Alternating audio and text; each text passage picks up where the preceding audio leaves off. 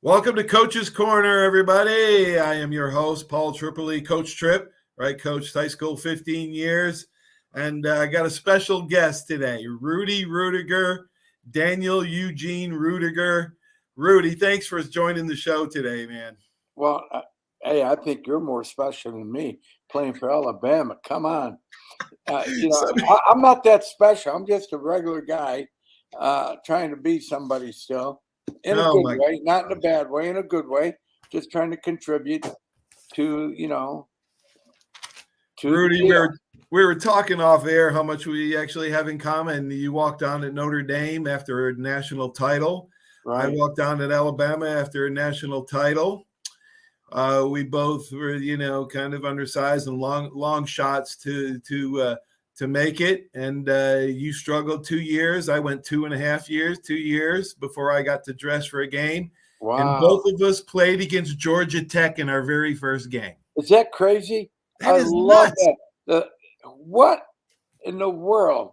That's awesome. That's and I don't know if you knew this, but I was ex-Navy. I was a little older when I went to Notre Dame. I was in the Navy before Notre Dame. Right. I had a little more what you call thick skin. These entitled, entitled athletes. Let's start at the beginning, Rudy. Let's start at the beginning. You were born on August 23rd, my dad's birthday, as a matter of fact. Well, August 22nd. My mother would always celebrate it on the 23rd. Oh, did she? I'm 1 of 14, so she got birthdays kind of confused sometimes. But hey, so we kept that in the movie, the 23rd, for her sake, so she wouldn't feel bad. Gosh, I mean she was a great one. But you'll be 75 in a couple of weeks. My 75. Gosh, you grew up in American German family, and probably my mother was Italian and my dad was German. Oh, your mom was Italian, your dad was German? Big time, yeah. So you're Catholic, growing up in Joliet, Illinois. You went to Joliet High School, the Hilltoppers. A goofy Catholic. Well, Joliet Catholic. If you're Catholic, you're goofy when you grow up. Because you got a lot of goofy thoughts, right? Oh my gosh, Gordy Gillespie, your head coach. Talk a little bit about your high school. He was wonderful. He was one of a kind. He was, in life, when you meet a special person that empowers you instead of programming you, but empowers you, boy, it's a whole different lifestyle. And you believe in yourself differently because they believe not only themselves, but they believe in you. So they empower you with good thoughts, and that's who Gordy was. He was one of those guys that just made you feel good about yourself. He didn't care how good you were. He didn't care how big you were, just so you got in the fight, got trying and contributing, and he respected that. All right, so you went after high school. You grew up. You're right. Your dad was a big Notre Dame fan. All your brothers and sisters watching Notre Dame. Your family, and then you went into the Navy for a few years, right? Went to work after high school in a power plant, then the Navy, then back to work. Then my friend had the accident, passed away. Then I went towards my goal was Notre Dame, because when you grow up in a Catholic family, all you heard at Mass on Sunday was the Notre Dame score from the priest. So you go home from Mass, and what's on TV? Notre Dame. Yes. Yes, on cable. The very first, I watch Notre Dame every Sunday. Replay. Yeah, and you replay, and you said, "Oh wow!" So this was kind of ingrained in your brain. If you go to Notre Dame, you can go to heaven. That's what my dad would say. Yeah, if you boys were smart enough, but you'll never go there. You're too stupid. We didn't get good grades when we were in school. We were bad guys. Well, I didn't have great. Hey, I didn't have great grades in high school either. I got better grades in college. Absolutely, because you hung around people who wanted you to win, not lose. And there was a difference. When you hang around people that want you to lose, they tell you what you can't do. When you hang around people that want you to win, they tell you what you can do. And there's a big difference. one of those guys was your best buddy, Pete. Is it Pete? Was that his real Well, name? that was his name for the movie, but Okay. he was an ex-Navy guy, Uh-huh. older guy. He was my kind of like my mentor, but took shortcuts at work because he knew all the angles and got away with it so many years that one day he didn't get away with it, and bam, he got it. And that inspired you. And that inspired Well, you to go. it told me no more shortcuts in my life. Right. I gotta go for my dream. It was kind of like he kind of reminded me, don't live in regret, Rudy. You always talk about why are you living? Because he says, don't listen to that. Just go for it. And when he died that day, I said, he's right. I gotta go for it. And that's how that happened. Wow, you talk about the movie being 92% true. That's what a great movie. I watched it again yesterday with a friend of mine. Man, still tears came to my eyes 30 years later after watching that. You lived that dream. Mainly because it hit a bell. It rang a bell for me because I went through a lot of the same stuff you did. Absolutely, you did, and and you couldn't ask for a better university in the University of Alabama. And by the way, all Alabama people treats me nice. They really. Right. I spoke to I'll never forget the Alabama justices, all the attorney generals and whatever, and right. Jeff Sessions was there, and I'll never forget how they honored me and how cool it was talking to all these lawyers and judges, and they were so cool. And I'll never forget how I was treated with honor. Right. I'm not treated like that at Notre Dame. It's almost like, why are you here? Well, who was there was some other coaches that also, besides Father, was it Father Kavanaugh? Was that his movie name? Or Father? No, that's his real name. He happened to be the older. This is funny how God works and the serendipity of life. But anyhow, when I went towards the university, when my friend died, when I wanted to find out how to get to Notre Dame, but this was a flip flop. I was already at Holy Cross, so now I'm going to Notre Dame to find out what more do I have to do after I got rejected twice, right? Right. And I wanted to find out, what do I need to do to get in here? Just tell me and I'll do it. Well, Father Kavanaugh was a past president of Notre Dame, happened to answer the door that night, who was an older priest, kind of senile. So he got Holy Cross confused because Holy Cross Seminary was also on campus. and he thought I wanted to be a priest. He didn't know about the junior college. There's only 100 kids at that little junior college. I said, no, Father, I don't want to be no priest. And he got that was true in the movie. and I told him, I said, look, I know Father Bain is the Father. So he got them to come over to help me get through the night. And they got me another priest that was kind of like the provost at Notre Dame, who was the head cheese. And he asked me, on the steps of the Golden Dome, Notre Dame's not for everyone, son. Right. And I looked at him. I asked him this question. I'll never forget the look in his eyes when I said, you mean I can't go to heaven, Father? And he looked at me. He said, what do I have here? And because Notre Dame was a spiritual journey for me.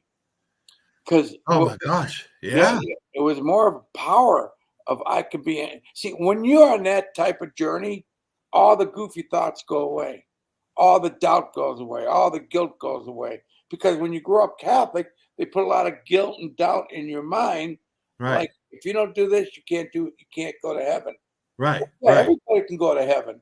God forgives you, and you can talk directly to God. You don't have to talk directly to the priest, and you get that confused along the way. But when I found out that was the answer, things changed for me. And that's when spiritually I got connected.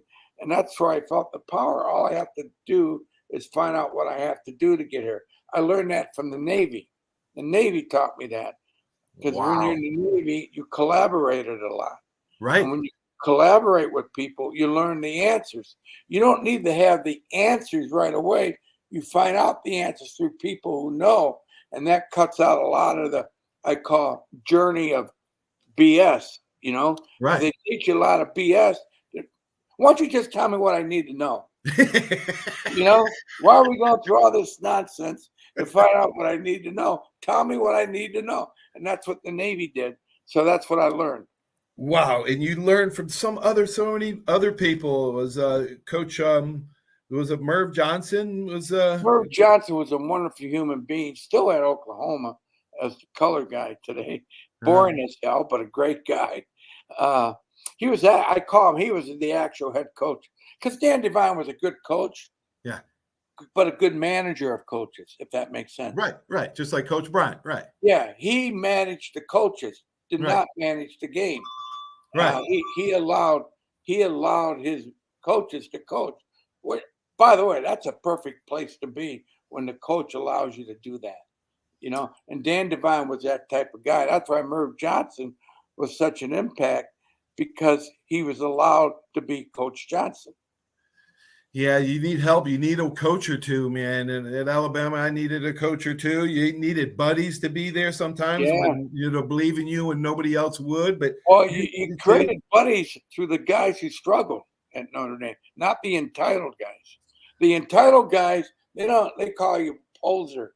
They're the ones who laughed at you. They're the ones who want to make you feel part of it. But the guys who struggled to get there, whether they were starters or whether they were great athletes, they struggled in life. For an example, they come from nothing. Now they're at Notre Dame, and now they can connect to you because you're connected to them because of struggle. And that was the difference. Yes, you're right. Great coaches understand that struggles bring people together. Yes. In hard times, when you struggle together. Yeah. D-Bob, a teacher assistant at Holy Cross. Is he a good friend during that time? Well, that's a composite of a friend who was my actual tutor, who's now a federal judge in Miami, which we didn't want to expose him.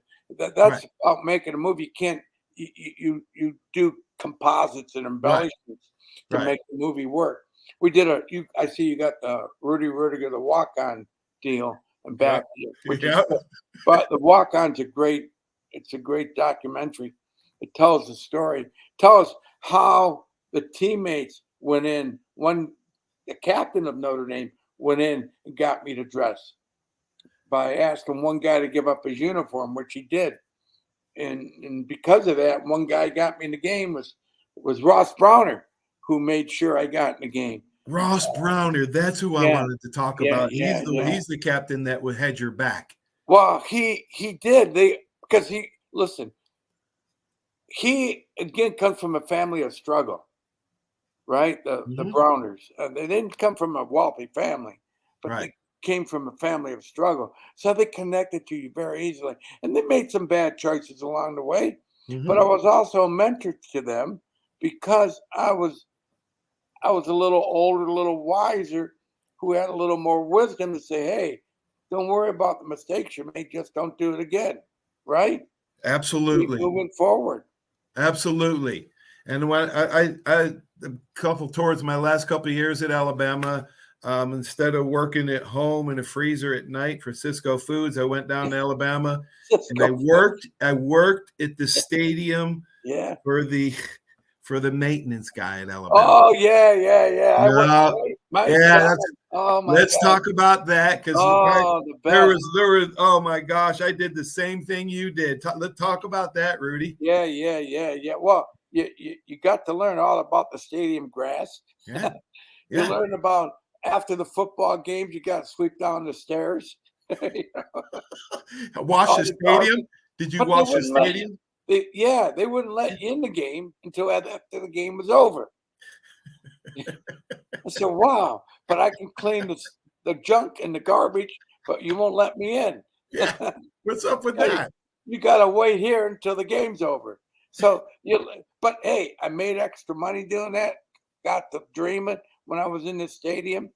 And that's when I had the relationship with the janitor, because I was also a security guard at Notre Dame at night to pay for my room and board.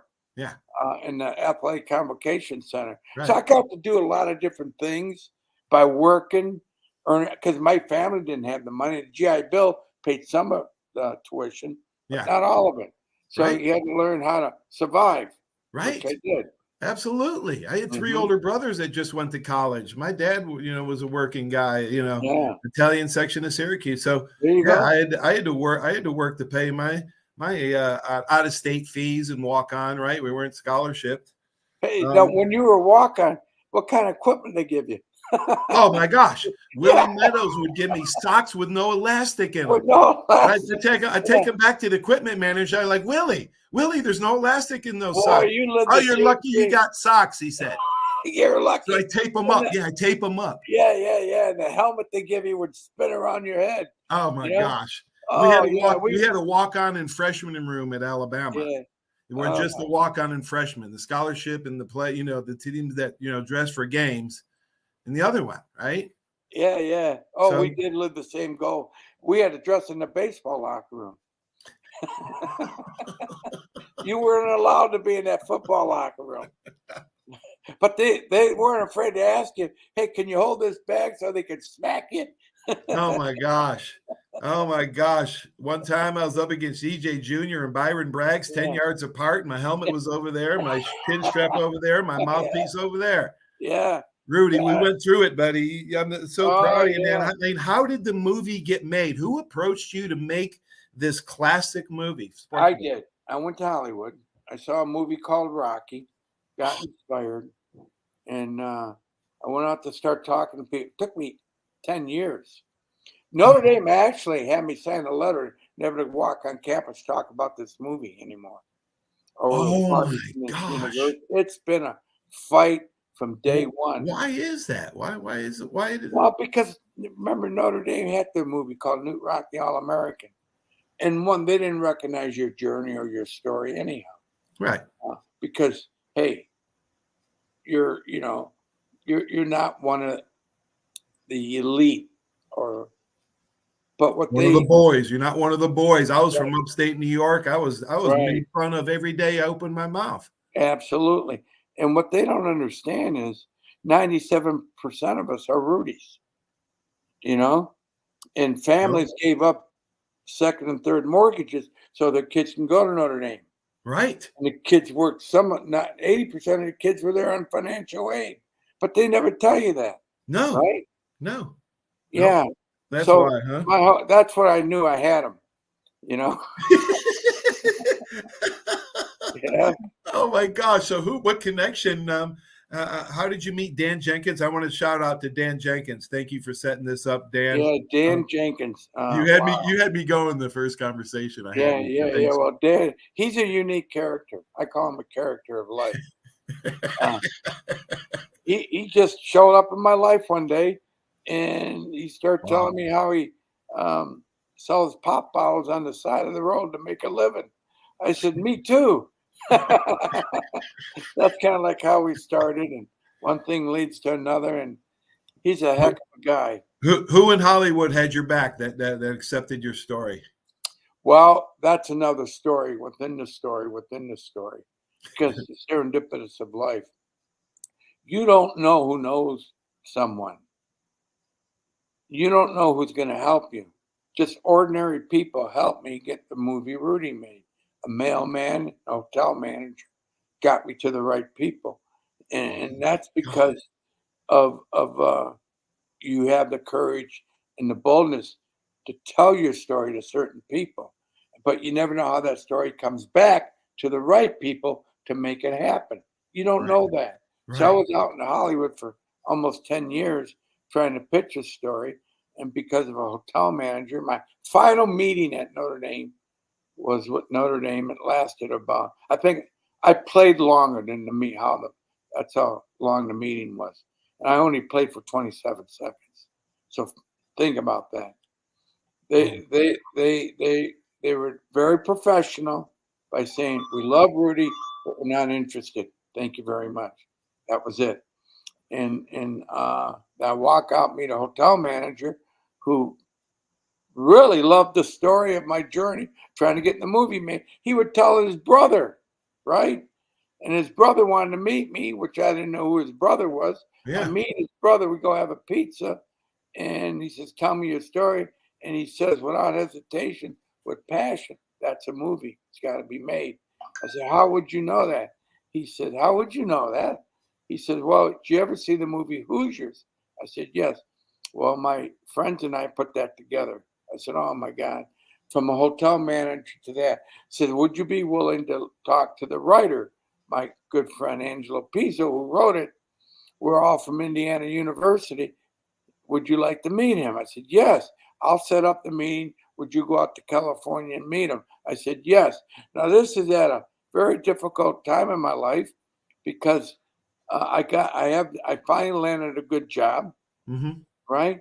So I go into my boss and ask him for time off because I got to go pitch this movie. He gave me all the time I needed. Wow. He fired me. Oh my gosh. The job I always wanted. Holy cow, Rudy. I'm going out to California to meet Angelo. So I go out to California to meet, and he doesn't show up for the meeting. Oh no. And I'm sitting in this restaurant and I'm going, the thing that stuck to me was I was in the insurance business and I knew what a no-show was. Right, You had to be patient. Right. So that's why I did the insurance deal, to learn about you, me, the patience. And anyhow, make a long story short, my friend who was with me didn't understand what I wanted, didn't understand what I'd been through. He said, we got stood up. I said, no, we didn't. I'm going to go find him. He says, you're nuts. I said, no. Well, because you eliminate all the doubt, all the goofy thoughts, you have a good thought, you attract good people, and you never know who you're going to attract. I attracted a mail carrier. That was Westland. And all I did to him was thank him for that For smile his address, for the guy's address. Happiness. And he said, where are you from? I said, I'm from Indiana. So I'm from Michigan. Yeah, gratitude. Anyway, we hit it off. He brought me to the writer. He said, that guy you've been talking about, deliver his mail. He takes me to his house.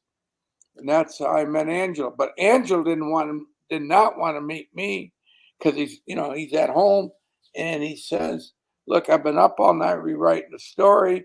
I don't want to be labeled out here in Hollywood as a sports writer, or besides, I hate Notre Dame. Those were the first two sentences out of his mouth. And I learned not to listen to the negative. Right. He says, you do have a good story. And I listened to that. Well, 2 years later, he calls me out of nowhere saying, I've just been commissioned to write your story. I said, wait a minute, to myself. You told me you hated Notre Dame. I guess when you get paid, you'll do whatever it takes. Right?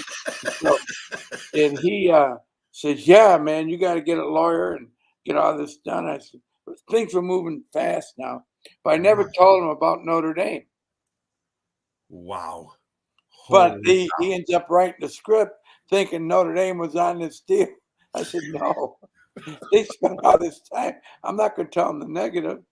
And when they found out Notre Dame was that, they gave me 48 hours to get the movie approved, and I did.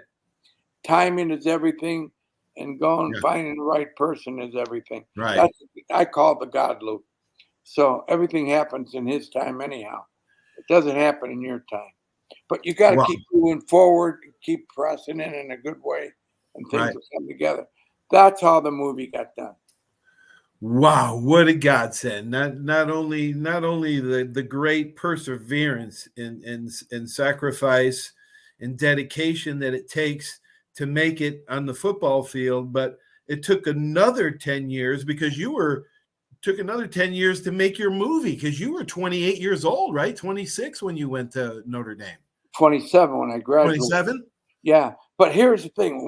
Even when they got the movie green-lighted to get it going, the guy gets fired who approved it. He was a walk-on at Michigan State. The president of Columbia Pictures, he gets fired. So everything he approved goes away. So all the hard work he did is nothing's going to happen now. It's all for nothing. Cow. Oh my God. But there was one key success step here: relationships. The producer of the movie wouldn't give up either. So he went over to the sister company called TriStar, who he worked with at Orion Pictures. Now he's the president of TriStar, and they took that movie. That's how that happened. Wow. What a great story. It went dead and it came back alive. So we went through our roller coaster ride with the movie. You have 3 other publications, right? Is that right? Rudy's Insights for Winning in Life, Rudy's Lessons for Young Champions, and Rudy and Friends. Rudy, My Story, too. Rudy, My Story. That's the latest one. In your book, in a book, in a novel? Yeah, it's tells everything you need to know. It was by Thomas Nelson publishing, and I'm very happy we did that book. But then we did Rudy Ruettiger, The Walk-On, the documentary, and which is I got an Emmy for that. And Dream Big on Broadway. We did a one-man show on Broadway. So wow. So and again, you go through all these things. Say, what more do you want to do? Well, I don't know. But I get inspired. Some will pop up. Yeah, I mean, once you get here's the key. I tell people, you do everything you want to do. That doesn't mean you have to quit. You got to keep dreaming. Right. Once you get inspired, you dream again, and that's what happens. Awesome. Yeah. 2007, the inaugural Rudy Award is actually a college football award created to honor Division I football player, demonstrates what you call the 3 C's: character, courage, contribution, and commitment. Wow. Those are the 4 C's. The 4 C's. 4 C's. Right. 4 C's. The Alabama can't count. Hey, my application. Application to Holy Cross University, okay, and all these upstate New York were like long pages and essays. I get Alabama's; it's 1 page. So, oh, that's funny. Oh my gosh, yeah, I know my mother. I didn't have the best grade. I'm not the smartest person in the world, but my older brothers are all smarter than me, and they all went to college. And I remember my mother saying, "Well, not everybody's college material." Yeah, right. Well, actually, I want to address that for a minute. She's right, but everybody can get a skill, and that's what we confuse today. When we're not going after our kids to get a skill. You need a college degree. No, you don't.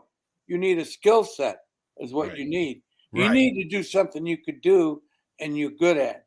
You don't need a college degree to be somebody. You need a skill to be somebody. And that's hopefully comes back to our kids is that skill set.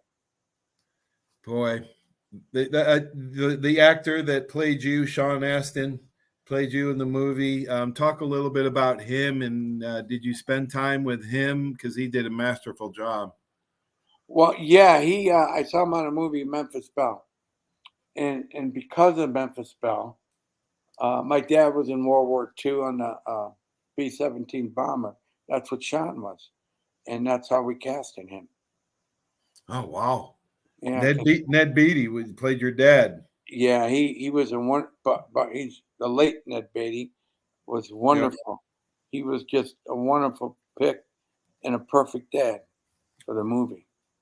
I'd be remiss if I didn't shout out to the great Johnny Lujack. Yeah, who just passed away a few days ago. Yeah, I want to shout out to him. He had 2 national titles. The guy was amazing. 1943, and then he went off to fight in the war, and then came back and won national titles in 46 and 47. He was the oldest Heisman Trophy winner at 98. He's a great American. Bottom line. Did you get to? I met Johnny Lujack a couple of times. Yeah, and he honored, and he would treat you with respect.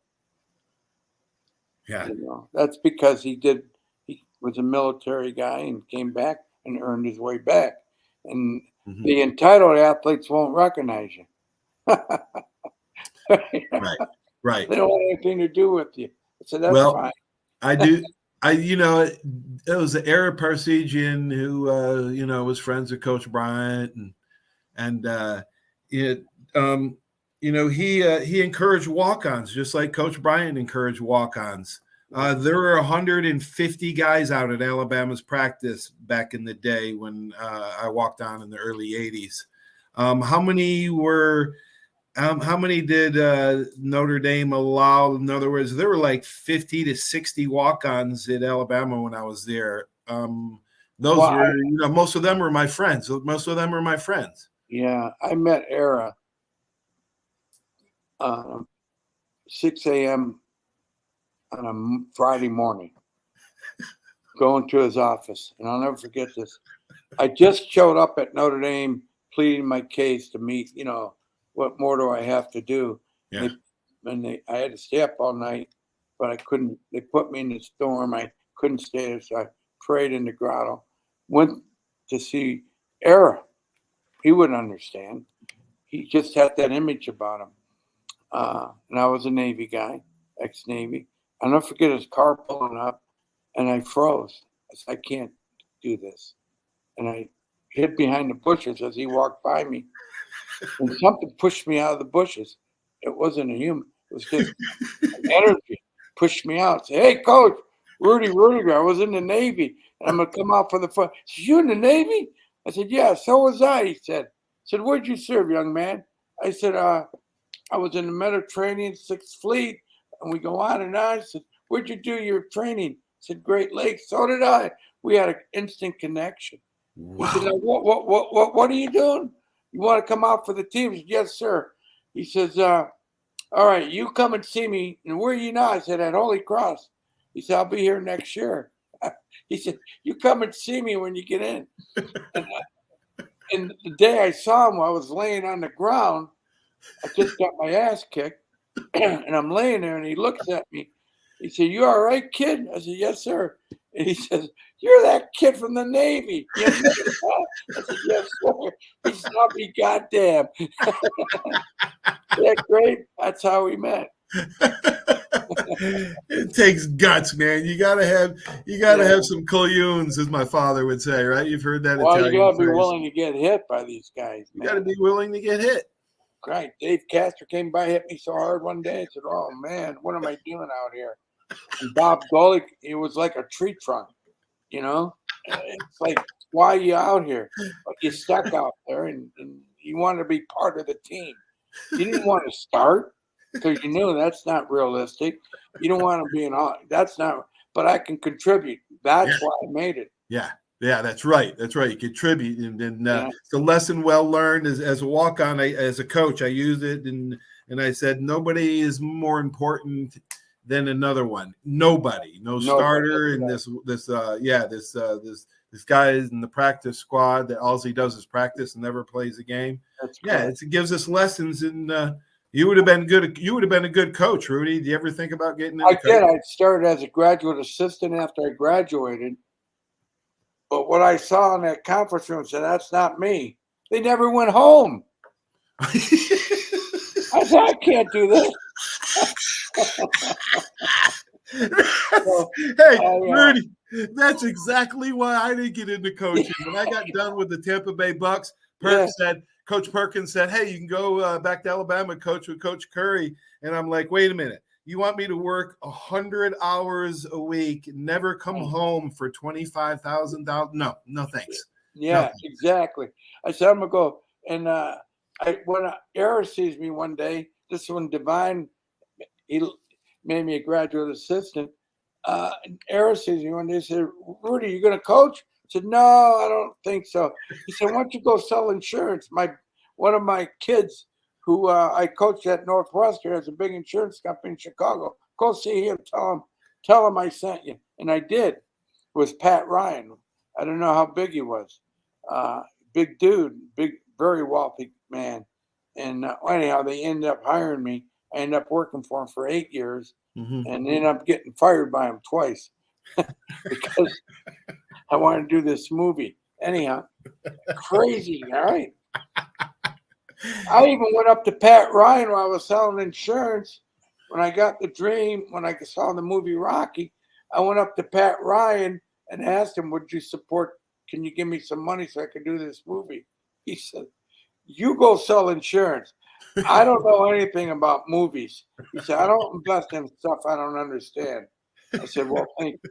I see his kid years later at Notre Dame who gets his master's degree there at Notre Dame. But is a cerebral palsy type of kid, but a real great kid. And I meet him at the bookstore. I said, I know your dad. I worked for your dad. He says, what's your name? I said, Rudy Ruettiger. So, oh my God, my dad says, talks about you all the time. See, that's the kind of thing, the perseverance and to get the movie made. Right. It inspires other people, man. Does. That's got to feel so good, because even when I inspired some kids, that I coached, and a lot of times you don't recognize the impact you have, but man, to inspire millions of people to live out their dreams, it's got to feel good inside. Well, it does. I just got Nate Boyer, who was a Green Beret. He was 13 years old when he saw the movie Rudy, and he became quite a guy. In fact, he says he was 13 years old when he saw Rudy. He's the guy who went to Colin Kaepernick and says to Colin Kaepernick, he was a walk-on at the University of Texas and went on to the Seattle Seahawks, was a long snapper. Mm-hmm. He convinced Kaepernick to kneel because he was going to sit and not stand for the national anthem. And Kaepernick wouldn't do it. He says, hey, just kneel then. And he did. But now Nate he's big. He just did a wonderful movie about, former,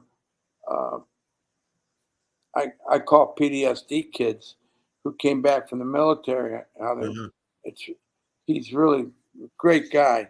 Yeah, helping a lot of people, man. Helping and ex-athletes, helping them get through their journey of what do they do after they play pro ball. And, it's a real problem. We lose 42 Americans every day, former, veterans by suicide.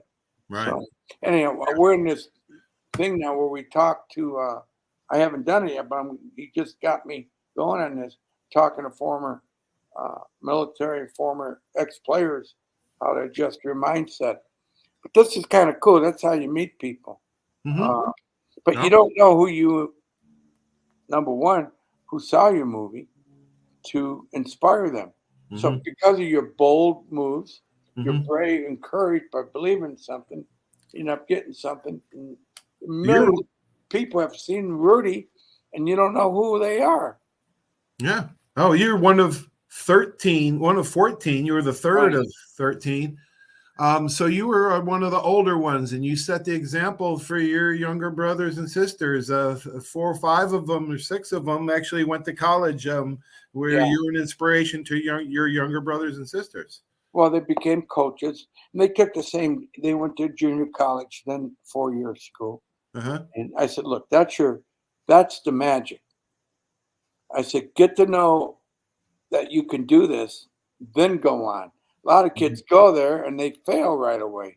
Right. Well, go to junior college. You're great. And that's what they did. But my whole point, in school, they would teach to go to junior college, you're stupid. Well, that's, again, it's programming, how you program someone. And a lot of, like, we would be in wood shop in high school because I wasn't smart enough to take Spanish or chemistry or that. And I would carry my buddy's chemistry book so I could look smart. And I would head to wood shop. So my whole point is, sometimes you got to fake it because people label you. And kids are mean. Yeah, they are. You got to fake it to make it. Who are you going to call? Who are you going to call when you need your plumbing fixed? Who are you going to call when you need your car fixed? Now not the valedictorian. Right. You're going to call Johnny that sat in back of the classroom that loved the skills. That's right. That's right. That's why skills are so important. Yeah. Yes. Good point. It is. Is this true? Because it came out. You said it in the movie. Did you sing in the high school choir? You had to. You didn't have a choice. Oh, really? Remember my mother. You had to do everything. Whatever mom says, you did. And I can't sing. But my daughter can sing. And she just graduated from the Boston Conservatory, got a big contract with Disney to do the Royal Crown Caribbean cruises. So at least that's passed down. My mother's skill and talent went on to her instead of through me. But through me, she got that. Is that awesome? Rudy, that is awesome because my mother gave my family the musical talent. My mother could play the piano and the organ, and she was crazy set on her boys being balanced. In other words, we were sports freaks, but we all played an instrument. I sang in the high school choir. I was the only athlete. I was the only athlete that sang in the high school choir. And so I thought maybe, you know, me and you had like another thing in common that we did. Yeah, well, I can't sing. I faked it. I can, so maybe that we don't. Oh my gosh, Rudy, man, I could go on and on and on and talk to you forever, man. It seems like I've known you forever in the short time that I've got to talk to you. But thank you for coming on the show.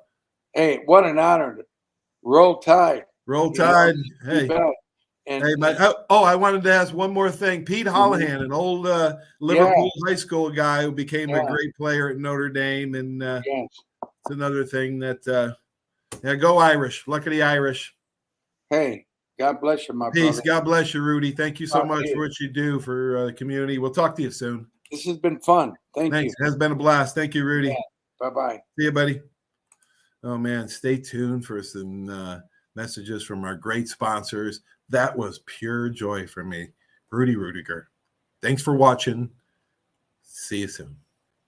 There's a reason why Hill Kelly in Pensacola is the #1 selling Chrysler Dodge Jeep Ram dealer between Jacksonville and New Orleans. While other dealers have taken advantage of a competitive market with higher prices, Hill Kelly has discounted prices to the lowest of the year. And Hill Kelly in Pensacola won't surprise you with excessive charges beyond the selling price. Come see why people from Milton, Pace, Foley, Bay Minette, Daphne, Gulf Shores, Mobile, and beyond are driving to Hill Kelly in Pensacola to buy their next new Chrysler, Dodge, Jeep, or Ram. At Hill Kelly, the bottom line price and your satisfaction are what really matter. So before you sign, check the bottom line and make the trip to Hill Kelly in Pensacola to see what true local ownership can do for you. At Hill Kelly Chrysler, Dodge, Jeep, Ram, Highway 29 in Car City, Pensacola. Or shop online 24/7 at hillkellydodge.com. When it comes to bottom line pricing, nobody beats a Hill Kelly deal. Nobody. Bill, some game, huh? I haven't really noticed, Paul. What? The biggest game of the year? I've been looking over my insurance. Talk about problems I'm trying to figure out. Well, do what I did. Call the Seiler Agency. They showed me what I needed and what I didn't. They even saved me money. Now, instead of worrying about my insurance, I can worry about the big game. Contact the Seiler Agency at 476-7443 for all of your insurance needs. Your independent agent for home, auto, boat, RV, commercial, general liability, life, and sound investment strategies. Call 476-7443 today. Are you riding around in a filthy vehicle? Dirty car no more. Visit Ronnie's Car Wash today to get it shining in no time. They have 3 convenient locations with another coming soon. The unlimited monthly wash packages start as low as $14.95 per month with free vacuums, multi-purpose spray, and towels. Visit them in Gulf Breeze, Navarre, Fort Walton, and soon Crestview. Don't wait, wash today. Be sure to see Ronnie's Car Wash on Facebook to see the latest specials and discounts. You'll be riding and shining in no time. 75 years of service and high tech today. It's Pensacola Glass Company at 433-8348. High tech is a term often applied to advanced services and products in today's marketplace. And today, glass is much more than a simple painted brittle, see-through stuff we hit baseballs through when we were kids. Glass is now a product with unique flexibility in both performance and application. And Pensacola Glass Company is growing right along. That's Pensacola Glass Company at 433-8348. Did you know there's a place where you can get good neighbor service and surprisingly great rates on your home and auto insurance? Yep, and that place is, ta-da, State Farm. Here's the deal. State Farm agent Will Rentschler is your go-to agent in Pensacola, Florida for the service you deserve at the price that you want. So stop shopping around. State Farm agent Will Rentschler has you covered. Call 850-433-4678 for your surprisingly great rates today. Like a good neighbor, State Farm is there.